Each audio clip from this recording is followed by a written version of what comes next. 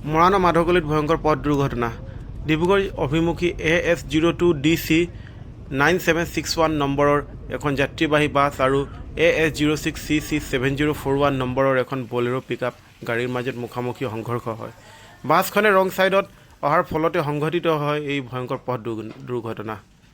বাগান তিনিআলি ডিভাইডাৰ মাজেৰে পাৰ হ'বলৈ লওঁতে ডিব্ৰুগড় ফালৰ পৰা অহা বলেৰোখনত প্ৰচণ্ড খুন্দা মাৰে বাছখনে। দুৰ্ঘটনাত গুৰুতৰভাৱে আহত হয় বলেৰোখনত থকা লোক দুজন। আহত লোক দুজনৰ নাম পংকজ সিং আৰু শিৱ চাবাচী।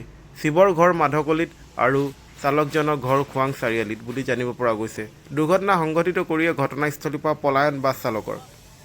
সংঘৰ্ষৰ ফলত বাছখনৰ কেইবাজনো যাত্ৰী আহত হয়।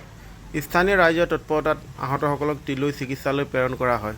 প্ৰাথমিক চিকিৎসা অন্তত গুৰুতৰভাৱে আহত দুজনক উন্নত চিকিৎসাৰ বাবে হস্তান্তৰ কৰা হয়।